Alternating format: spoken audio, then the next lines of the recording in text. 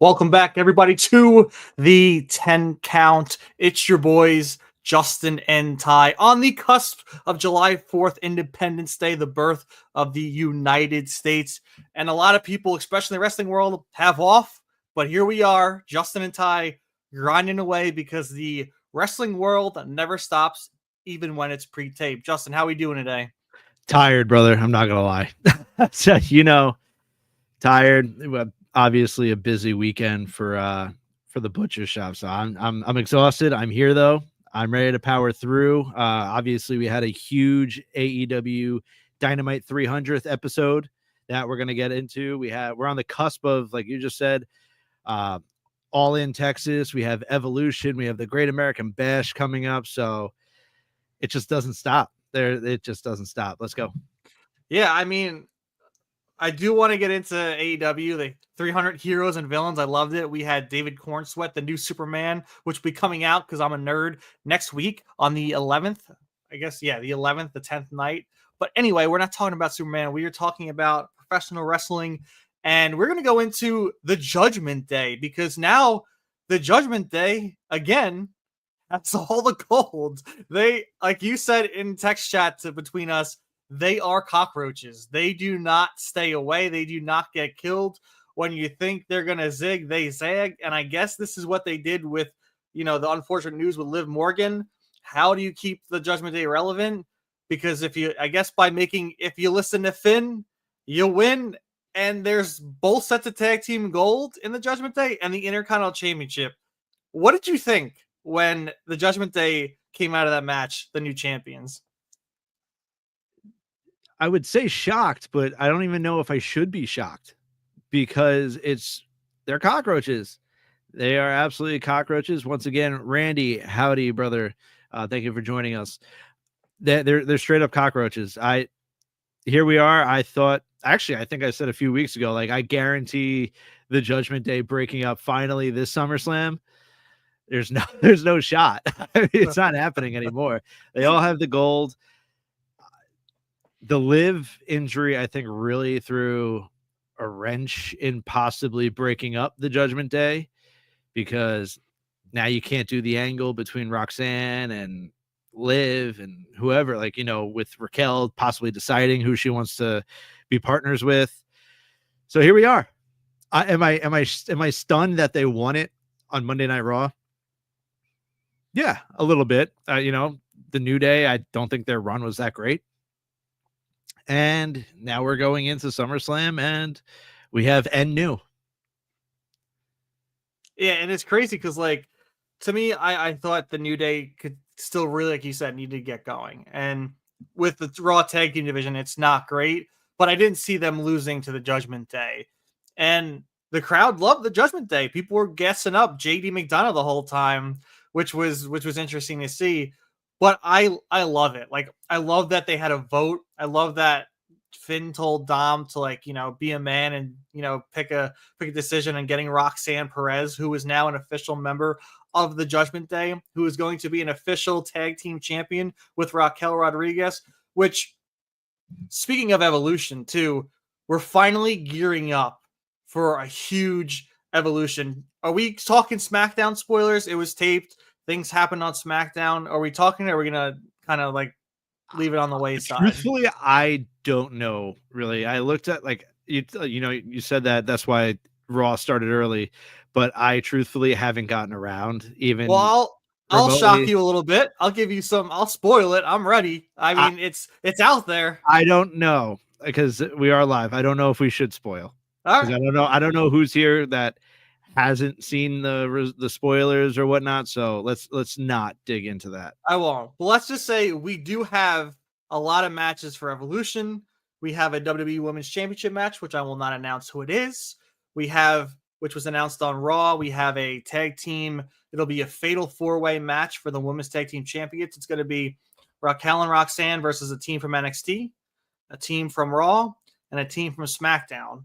And we do have an answer for that SmackDown team. Not going to go into it. I really want to discuss it, but I'll be a good boy and let my spoilerness leave the arena.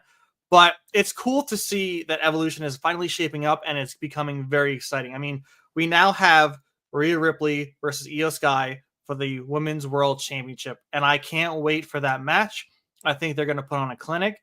But personally, I think Rhea comes out on top. I think they want Rhea to, regain her spot on the throne, because if she doesn't win this, there's not much more for her to do. There's no Liv. There's, Raquel and her should be finished. And especially if they want to work on the women's tag team division and have Raquel and Roxanne start their movement forward, you can't have Rhea Ripley intruding in that. So I think we see New at Evolution, and Rhea starts her journey as the Women's World Champion. Yeah, the EO reign has also, like I just spoke about, disappointing. I feel like the EO reign has also been a little disappointing. Rhea is just Rhea. The only way that, like you just said, the only way that I don't see Rhea coming out on top is if someone interferes.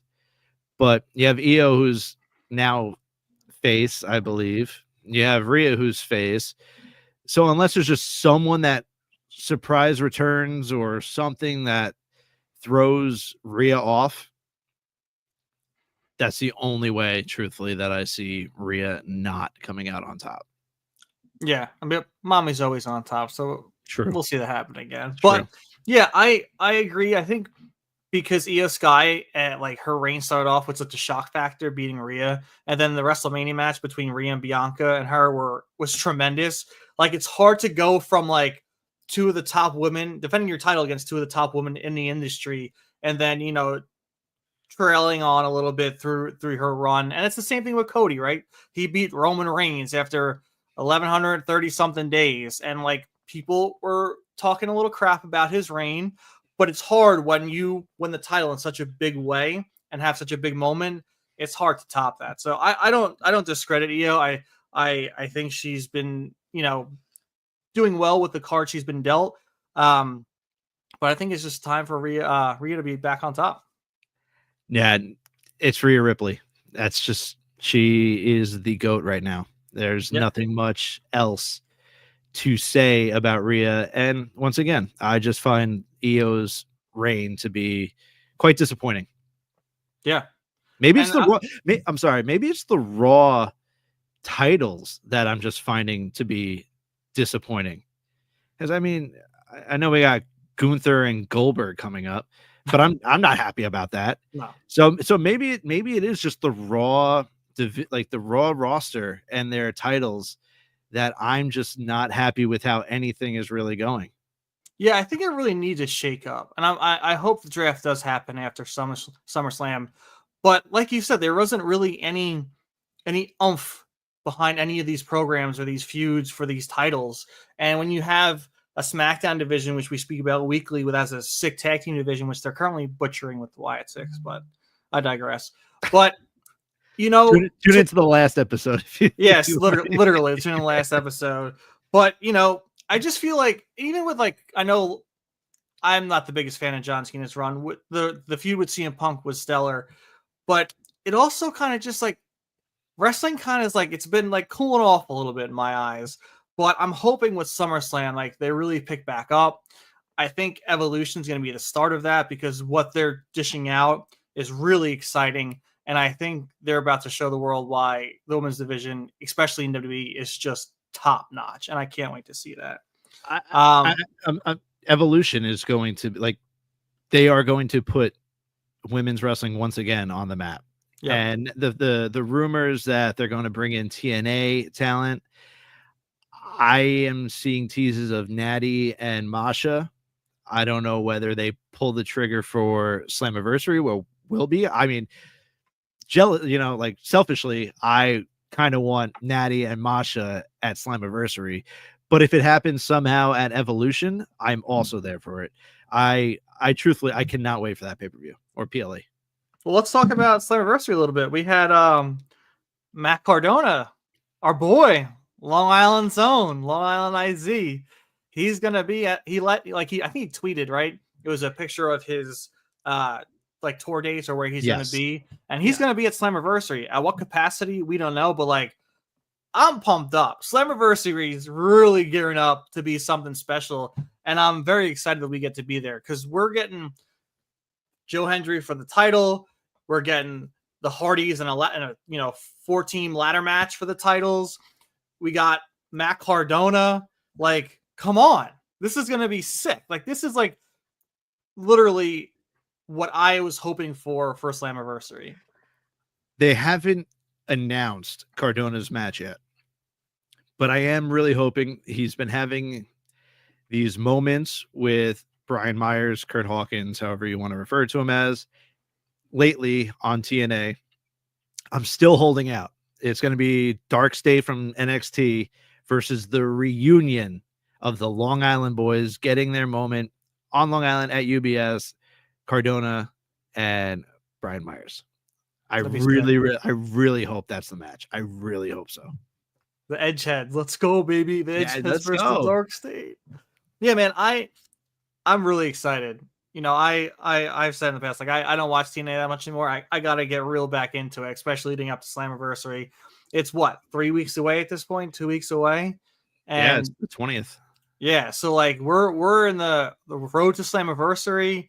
The card itself is really shaping up, and I think we'll know a little bit more after tonight what else is going to be happening on Slammiversary. So let's go. I'm ready to make that content. I'm ready to enjoy the show. Yeah. I'm ready for professional wrestling just to take over and just be a hell of a. It's their biggest show of the year. I can't wait. I'm pumped up. We have a lot to look forward to. Yeah, dude, I just keep looking like at the calendar. Like now that we're in July, it's like, all right, come on, let's get to the 20th, because that actually I'm like looking forward to that week, because we're taking a much needed vacation to the beach house. So like right before Slammiversary, I'm going to be nice, well and rested. So it's like, let's just get there. Come on. Like, yeah, we're dragging along here for at least a week and a half. But let's I kind of want to go into, speaking of like great matches too, like they let Raw let Sheamus and Rusev go. Like that was a long match, and like that was a PLE caliber match between those two. I think they really want to put their eggs in Rusev's basket, and it shows, because that's something I think we could have seen at a Saturday Night Main Event, that we could have seen at a SummerSlam, because we've seen those kind of matches with Sheamus and with Rusev, and they did not hold back. It was hard hitting. It was brutal. I think it went through 2 commercial breaks. I'm pretty sure it was around like the 15, 20 minute mark, possibly. And it was a slam dunk. I mean, Rusev coming out on top. We knew that was going to happen, but I'm just happy for Sheamus, first of all, to be able to get that kind of match on Raw. And like, this was, what was it? I think the second match in, or maybe like the second segment in. Like, it wasn't the cap of the show. Yeah. So like for them to get that and then also put on the banger that they did was amazing. I mean, that's 2 best friends just going at it. They love each other outside the ring. There's obvious, pictures of them sharing pints of Guinness or whatever they're drinking. I like the fact that I believe it was said by Michael Cole that Sheamus, in any contest against Rusev, he has yet to defeat Rusev.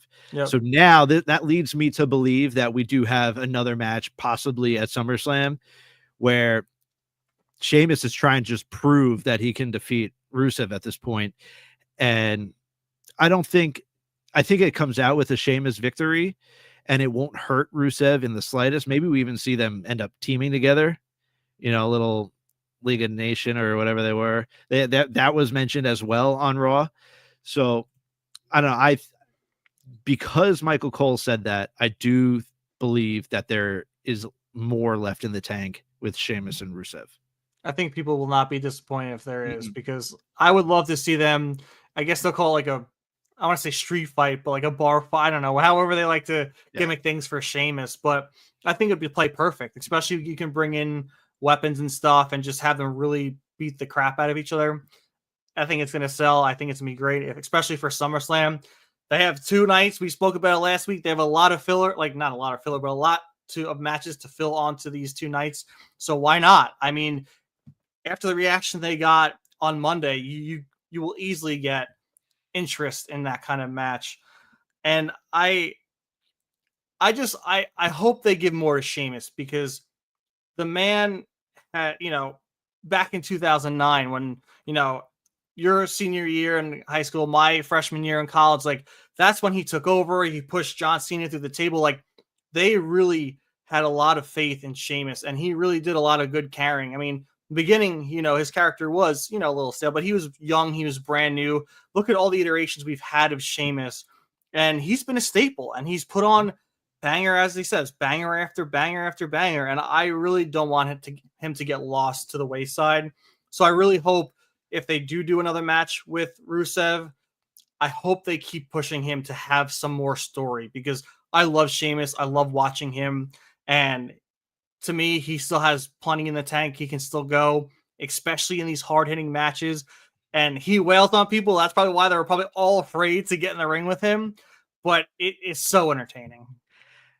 I do believe it's out there that Sheamus like re-signed a new contract with WWE recently. So he's going to be around for a few more years at least. And clearly with the matches that he's having, like you said, it's banger after banger after banger. That's his slogan. That's what he does.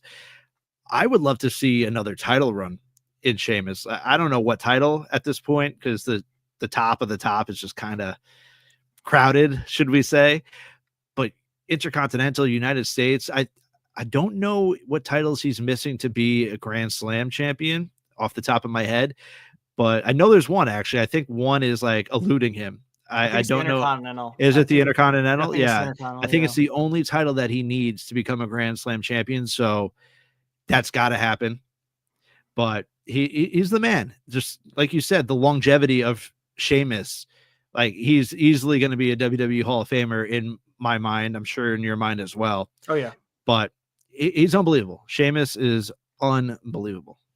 I still replay the moment when like John Cena fell through the table, and I think it was when he won the title, and I was like in shock.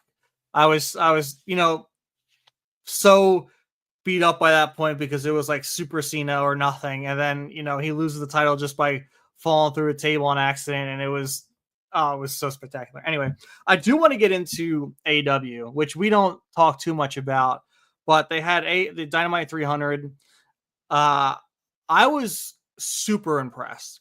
One of the things I was really impressed with big time is, I guess there's a few things. I don't even know where I want to start, but let's go into your boy Ospreay. We have the EVPs, we have the Jacksons.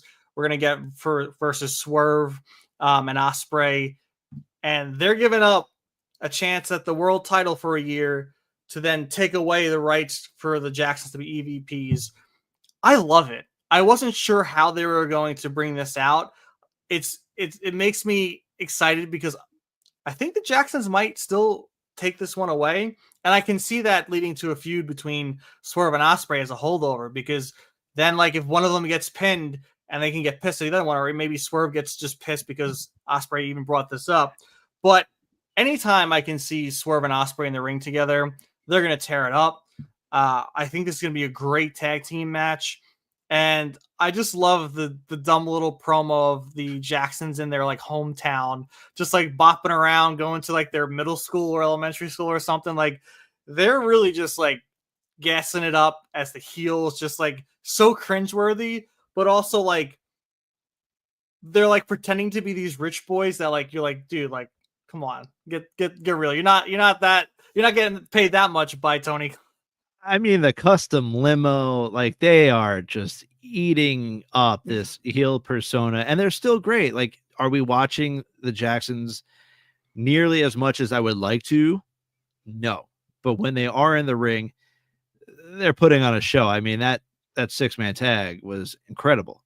But back to Ospreay and Swerve, I'm glad that AEW learned their lesson by doing the whole I'll never challenge again, because we saw what happened with Cody.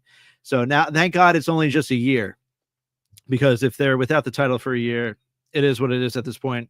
You and I both thought that it should be Will Ospreay at All In taking the title from Moxley.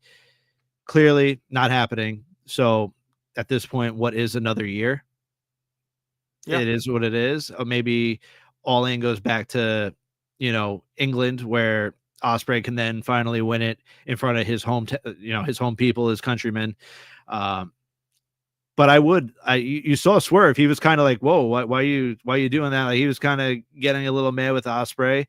And now I can see the Jacksons defeating them. And then, like you said, just running Swerve and Ospreay again for, I don't know, go like 2 or 3 pay-per-views at this point. Like, just let them at it, because every time that they're in the ring together, it's going to be gold. So just do it.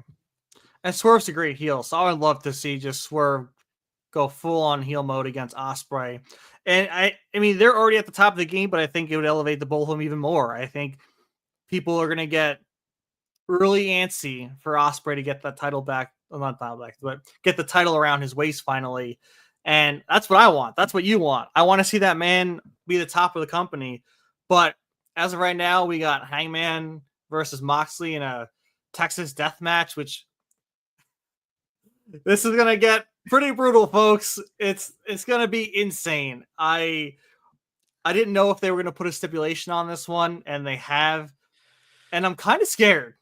I know they're gonna want to pull out all the stops, and whenever Moxley's in a death match, he likes to top himself from the time before. So I can only imagine what spots are gonna be all over this match. It's going to get ugly. Like you said, it's going to get ugly. But now that it's a Texas death match, it's kind of reminding me, and it's been out there on the internet, this is going to be like WrestleMania 40, I believe it was, with, the Avengers Endgame. There's going to be everybody and anybody under the sun that is involved with each other. They're going to be interfering in this match. You are going to see Will Ospreay. You're going to see the Ops. You're going to see Claudio and the rest of the Death Riders. You're going to see the Jacksons. Like, this is going to be one of those type of overbooked, crazy ass matches. And I'm excited. I mean, usually, like, I like overbooked. I'm kind of like whatever, but this is going to get a little nutty. But they need it. They need something to really like excitement value, shock factor. They need something to really get people like holy crap moments all over the internet. And I think this is the time to do it, especially with it being a Texas death match. I think if you want casual fans to really enjoy this, I feel like you have to like, let off the gas a little bit on like the gory, bloody stuff. I know it's a Texas death match, but if you want people to really soak it in and enjoy it, like, you can't really have that brutality and that goriness in this match. I know they're gonna do it. I know the two men in it are gonna want to just rip each other to shreds, literally. And you know what? I'll watch through it, and it's gonna be a huge payoff at the end when everyone's coming out. Hangman's got to win this. If not, I mean, who knows? At that point, like, this is the moment to have the icing on the cake. And if they don't pull the trigger, I feel like it's just a waste at that time. If they don't pull the trigger on Hangman Adam Page, I don't know if Moxley's ever going to lose the title.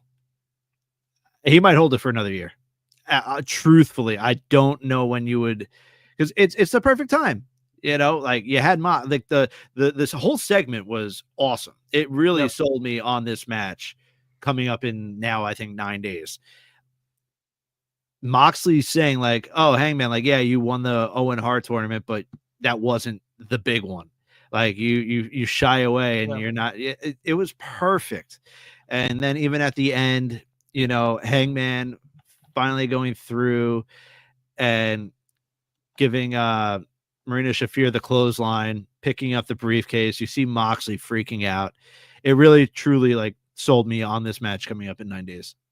Yeah, it really set the tone. And I feel like this should have been the final moment before their match. I know we're going to have one more week, but especially like you said, he got beat down, he got back up, the Ops came to his side, and he pulled the trigger on Marina, and he's like, I'll do what I need to do to win that title back. And just the war of words they had was really enticing. And like you said, Moxley just like, he's like, you'll never be the top guy. You're great at being second fiddle. You love getting close to the top, but then you're comfortable. He's like, you can't handle being up here where I'm at. And like, you could see like it hit home and everything. So I'm so excited. I can't freaking wait. Another thing I'm very excited for is how they're handling the Hurt Syndicate.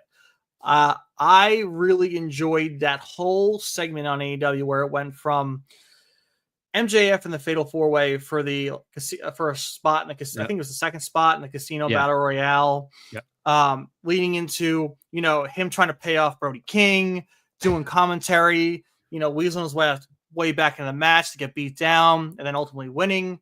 And then also here comes Mark Briscoe to have his tiny pickle moment with MJF. MJF has a tiny kosher pickle. Yeah, the tiny kosher pickle, and then we have it like transition right into what is it, Jet Wave or Jet? I forget their name. Jet Stream. Well, it's Jet something. It's but like they're Jet Speed, because it's Speedball and Jet Speed. Yeah. So and then their segment with Bobby Shelton, like that just flowed so well, and I hope they're taking notes on how these things, are picking up with wrestling fans, because that to me is the direction you need to go. That's like WWE-esque with how they transition through some segments sometimes, because you have such high caliber stars with MJF, with MVP, with Bobby and Shelton, and to weave their stories together. I know they're in a group, but like it went from MJF going to trying to reclaim the world title to now the Hurt Syndicate's next tag team challengers. And it just worked really well for me. I just loved how it panned out. Yeah. The whole Hurt Syndicate thing ever since MJF got involved has been nothing but pure awesomeness. And that's not me as a Long Islander hyping up MJF. We've been saying it since day one. We love MJF. MJF is who he is, and he is where he is because of what he does. He is fantastic on the mic. He's fantastic in the ring. And I can't wait to see where this goes now, because I do think he has a shot at winning the Casino Battle Royale, because that's what he wants, right? He wants that, and he wants to end up AEW World Champion again. So it's all going in the right direction for our man, Maxwell Jacob Friedman. And if they do go the route and the EVPs do win and Swerve and Ospreay are off the board, we've seen recently MJF and Hangman butt heads. Mm-hmm. It could lead directly into an amazing feud between Hangman and MJF for the world title. I think they're finally learning. We'll see. We'll see the art of long-term storytelling and giving fans slow little tiny pieces of a story that can finally ultimately come together and just have a huge payoff. So I hope MJF wins that Casino Battle Royale. I would love to see Bobby, Shelton, and MJF with gold around their waist. And this is what I wanted back in WWE with the Hurt Business, when it was Bobby, Shelton, and Cedric Alexander. They had a moment where I think they all three had the titles, but then Cedric Alexander and Shelton lost the tag titles that Monday Night on Raw after Bobby became champion. It pissed me the hell off, because to me the potential for that stable was sky high. Listen, and now what? I'm sorry that you're just bringing up the Hurt Business from WWE. The only thing for, unfortunately, us that I can remember is that main event segment on Raw of Austin Theory and Bobby Lashley doing the pose down. And I as much as I love Bobby and I love the Hurt Business and I love what they were doing, just that they could have been used so much better. That's where I was trying to get at with that. All of a sudden I'm main event segment, Austin Theory and Bobby Lashley in a pose off. What are we doing? But this is what I was what we're getting now. Yeah, is kind of what I was hoping to get back in WWE. Right. Except I do have a big love for Bobby Lashley. I've loved him since 2007, 2008 when he was in ECW and WWE, and I really would love for him to be AEW World Champion. It doesn't look like that's the route they're going with him. I think him and Shelton just want to have a hell of a time beating the hell out of people, and we've seen that with Jet Speed and that segment too. What we spoke, I didn't get fully into it, but them taking the beating they did really gave the respect value for them as a team and for challengers a whole new level for me. And I really like that. I don't think they're gonna become the new tag team champions. I think the Hurt Syndicate's gonna keep their domination streak up. But I loved it. They kept wanting more. They kept getting their licks, and like that's what people need to do in AEW. Those are the kind of segments you need so that people can get behind these characters and really start to enjoy them. Because when they do stuff like that, it's like, oh shit, Jet Speed, they're pretty fucking tough. Damn, like they just took a beating over and over again from the Hurt Syndicate. So I'm excited for that tag team match, and I really hope they don't drop the ball with the Hurt Syndicate.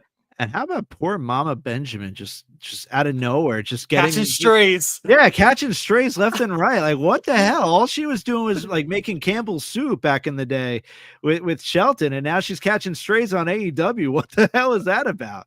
That's so mean. I did laugh at that. Like the first thing I thought of was God just damn. like Big Mama Shelton, just like God what damn, a time, dude. That's what a time back in WWE with Mama Shelton, man. That's like such a throwback. I think a lot of people probably listening to this podcast have no clue what we're referencing. Hopefully you do, but just go look at it. It was definitely a Vince McMahon thing. He definitely ate that shit up back in the day. But I popped when I heard Mama Shelton. It was too funny. Yeah, that was a throwback and a half, man. Yeah. Goddamn. But I want to know what you think about the upcoming. I want to know what you think about the build. That's that's where I want to get the build of Mercedes and Timeless Tony Storm.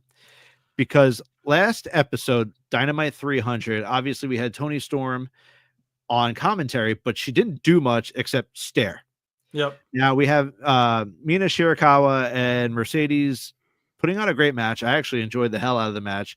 Love that Mercedes ended up beating down Mina again, and that's where we finally see Tony Storm get involved. How do we feel? Like, obviously the week before that in Mexico, Tony had the one up in like the Carmen Sandiego get up, but I don't know, like the war of words just hasn't really been there. No, for me. it hasn't. And I just think it's tough, especially I think they're trying to protect both sides because you have Monet, who's this juggernaut with all these championships, right? And then their staple of a women's champion, Tony Storm. I think they're trying to play it a little too safe. And that's what kind of bums me out. Maybe they're not. Maybe it's just a little lackluster and it's what they're dishing out. And maybe they can't work great together and they're trying to figure out a way to like keep themselves, on this pedestal. But that's what I think. I think they're trying to play it safe. Or if they're trying to come up with these promos, I think they're trying to not like they want to be one-upping each other, but it's not happening because they both have such like star power. And I'm not going to say egos. I think Monet has more of an ego than Tony Storm, but I got a little afraid when they had the cake out there and I thought they were going to rehash the Charlotte Flair, Tony Storm moment. And I'm like, oh God, not this again. Luckily Monet just, took the icing and licked it, but yeah, I'm excited for the match. I'm excited for them just to finally throw down, beat the hell out of each other, see who's the best woman in AEW. I think it's going to be Tony. I can't see Monet having both championships. Maybe she does, but at this point, I want them just to fight. I think they might have started their feud a little too early, and I think they could have continued in a last few weeks. Might I add, but I don't know. It is getting a little weird. It's just like they're not giving their all, and like I said, I think it's because they don't want to like top each other or something. Yeah, and just with the women's division in AEW, I feel like that's the only thing that's getting build up right now.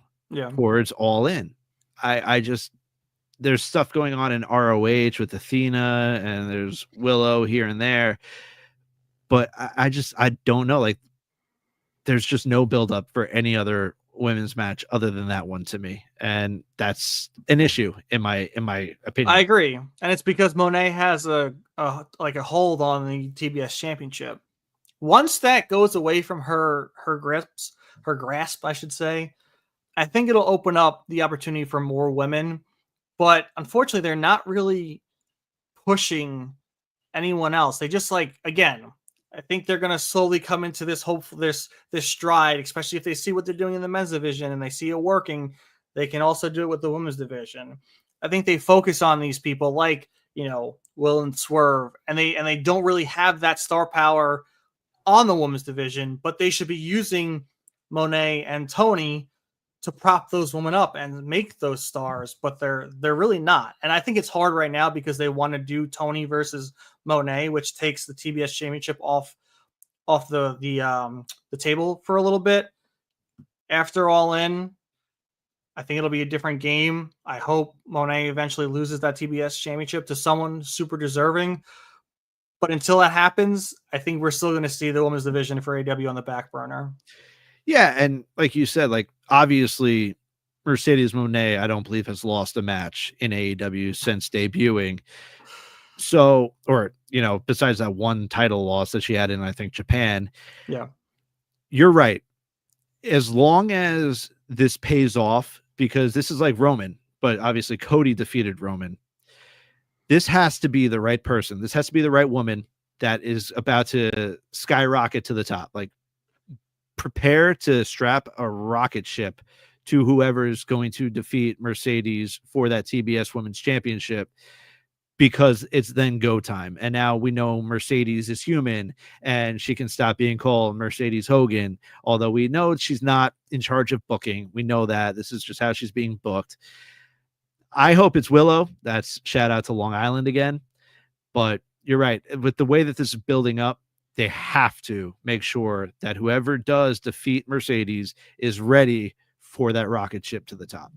Yeah. And I think AEW just needs to do a better job of creating those storylines for these women, because speaking of Willow, she's really the only other woman that's not a champion right now that has had some main story looks, with against the Death Riders and stuff. So they really need to start propping their women up into like these high caliber storylines.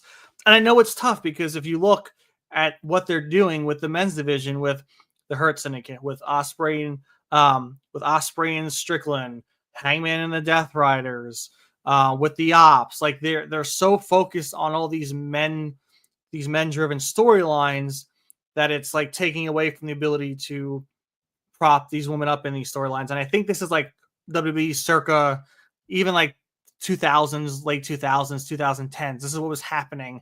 There was like 2 women's matches on the card, and it was like one-offs, or they had like one storyline. It was for the main, for the women's championship. And once they get away from that, it will help. But in my eyes, they have so much talent that they probably need a brand split. But they're not in the capacity to do that right now, in my opinion. They don't have the popularity for it. I don't know if they have the booking down to do that and be successful with it, but I guess hopefully they can change my mind. I mean, didn't they try it already?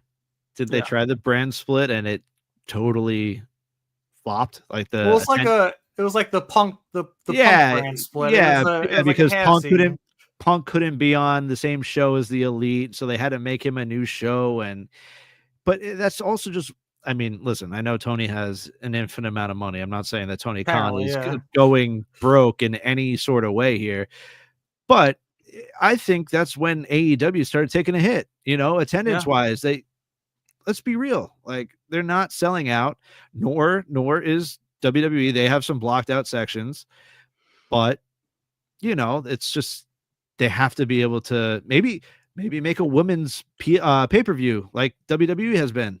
Yeah. I mean, I know Mercedes was on her Instagram live saying that she loves that WWE is doing Evolution 2, because she says, like, there's so many women that deserve the shot and the opportunity. Give it to them. So there's that many women in AEW as well. Give it to them. Give them a women's all women's pay-per-view. Do it. Let them show out. Yeah, I agree. Like, what's the harm? If it flops, like, who cares? At least, you tried. And, at least you got more women FaceTime on national television.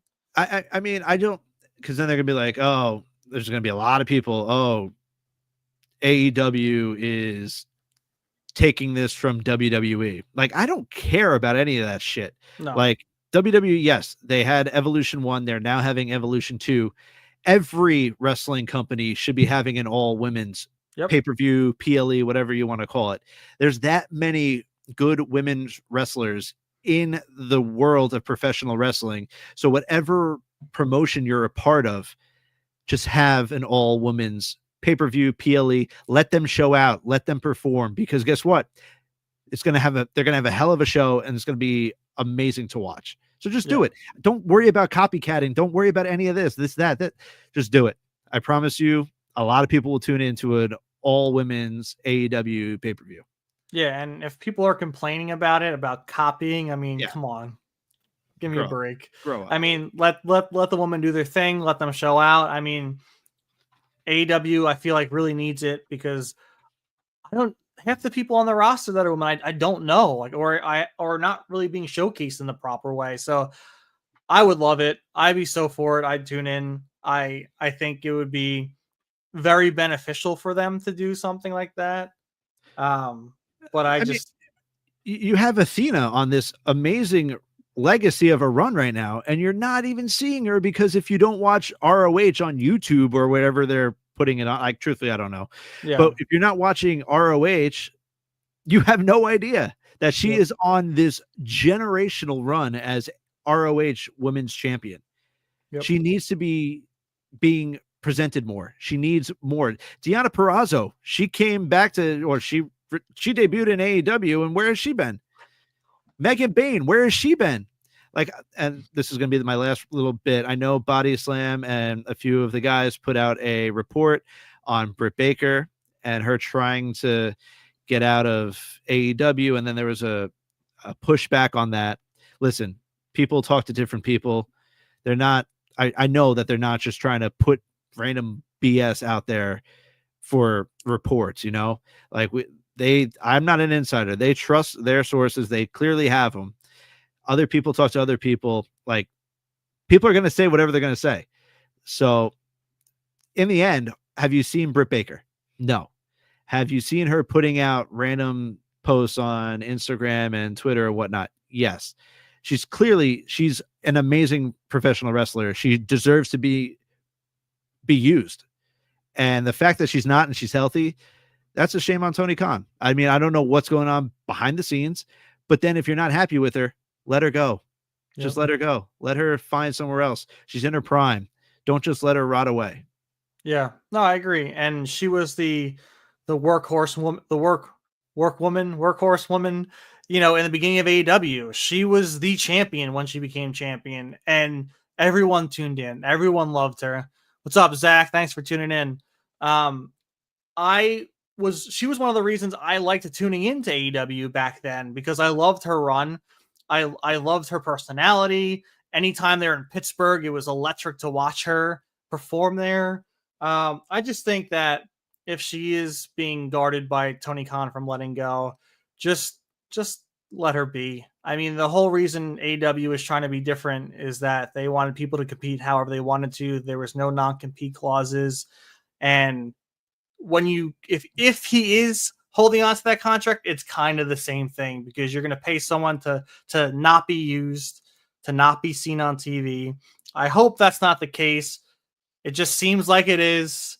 And if it's because they don't want her to show up on Evolution, I feel like that's a shitty reason. Why not let her showcase herself and what she's done for this industry, and how good she is? I don't know, man. It's just a sour taste a little bit. Yeah, no, it 1000% is, and hopefully that'll all get sorted out. But just knowing what I've read about how long she has left on that contract, knowing that we might not see Britt Baker on television, like, she's healthy right now, like, not seeing her on television performing and doing her thing for another 2 years, that is extremely upsetting. Yeah. I do want to get your opinion on Seth Rollins, LA Knight, Saturday night's main event. I thought it was going to be a SummerSlam match. It's coming a hell of a lot sooner. Who says that they can't do it twice? You know, I mean, or you have LA Knight, obviously there's going to be interference, right? It's Seth Rollins' group.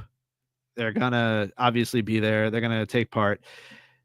Maybe you have, instead of Seth and LA, now you have LA and Bronson Reed or Braun Breaker at SummerSlam, or you have a tag team or a triple threat, a three-man tag. I don't know. You just got to get two people involved on LA Knight's side. Yeah, but I know we were getting nervous with Jay going back to the Bloodline storyline. I don't think so, especially after Monday night coming out for the save for Sammy and Penta. I think SummerSlam is shaping up to be like an 8-man tag match. I think. I don't know. It's this weird. We're in this weird gray area with like CM Punk, Sami Zayn, Jey Uso, Penta, LA Knight, with Seth and his cronies. I mean, I don't want to call them cronies. Braun Breaker is not a crony. That man will spear me through a TV screen or a computer screen for hearing me say that. But with Bronson Reed, I think maybe they get a fourth member too. Like I don't know. Like it's this weird gray area, especially when I really thought that LA Knight and Seth would go to SummerSlam, because that to me is a SummerSlam match. And I'm kind of disappointed that's happening at Saturday Night Main Event. I know they want to prop these Saturday Night Main Events up to be, PLE-esque, but that could have been a stellar SummerSlam match. Oh, absolutely. I mean, any match with LA Knight and Seth Rollins in it, they're going to put on a show. That's a given. But you're right. I mean, night 2 of SummerSlam is a month from today. So they have to get the ball rolling on quite a few matches real quick.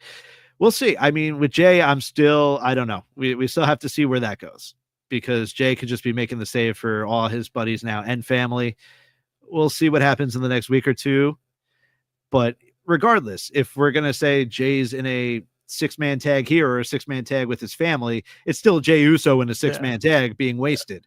So regardless, I think we're not in a good spot for Jey Uso and Team Yeet, because it looks like he's going to be in a multi-man tag team match come SummerSlam. Yeah. But I don't know. We'll see what happens. Yeah.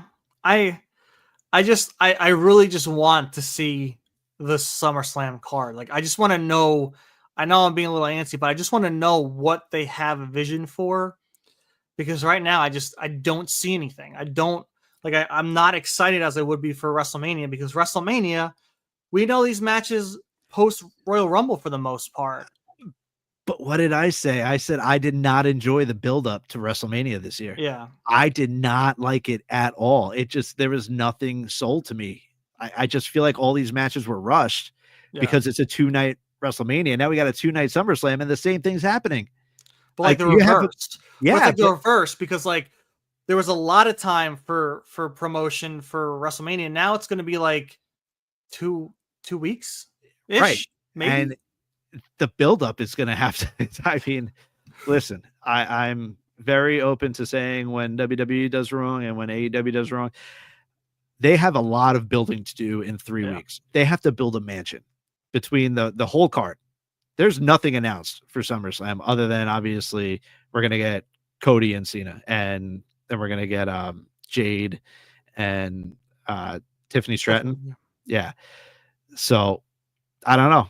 But maybe it's probably going to be Tiffany, but maybe it's not Tiffany if what happens on Evolution happens, like, and that's another thing too. Like now, because they have all these PLEs in between PLEs saying like Evolution, Saturday Night Main Event, like they have all these big events coming up that like you kind of like throw yourself in a corner, because you can't really announce things until after the results happen for those to build up for SummerSlam. I don't know. I feel like they might need to, like, I'm going to say it again. It's like, I guess is my phrase for the week is like, let their foot off the gas a little bit on the PLEs, because I feel like it's so much. And we joke about it every week that like every 2 weeks we're doing a prediction show, that it makes it hard to really enjoy the stories. And I feel like if they weaved it better and they had things, stories to like, to find their endpoints to these huge PLEs like SummerSlam, like WrestleMania, like Survivor Series, I think it would work better. But I think they're still trying to figure that out. I think they just see all these PLE moments and trying to go abroad and trying to give the best matches they can, that they're kind of dipping their toes into the AEW water a little bit. Maybe come a little back and, try and focus on the story-driven stuff and weave that a little better. Yeah, no, I'm definitely interested to see what happens in the next 3 weeks, 4 weeks. I mean, Go Home show is 3 weeks away. So it's going to be interesting because they have 2 nights to fill. I hope it makes sense. I hope it all starts coming together, especially with, I mean, Great American Bash is an NXT pay-per-view or PLE, but hopefully Evolution will start bringing in some of those women's matches for SummerSlam. And then hopefully just through the next 3 weeks, we'll kind of see where this SummerSlam card is coming to. But with that said, we're at the 50-minute mark. Tremendous episode. Thank you all, 169 of you, for tuning in tonight. Please subscribe to the Body Slam Patreon, exclusive breaking news, interviews, podcasts, and more. You can see it down below. They are pumping out the content, and not content, but just the news breaks left and right. It is well worth it. Please go subscribe to the Body Slam Twitch, YouTube, X, and then obviously, how can you forget the 10 Count, our podcast? Please come subscribe to our YouTube. It would mean the world to us. Leave us a comment, leave us a review, a rating on Apple Podcasts, Spotify, all of that. But with that said, let's ring the bell, because this is over. Until next time, until after the 4th of July. So happy 4th of July to everyone. We will see you guys for the quick count. Until then, it's Ty and Justin, and we are out.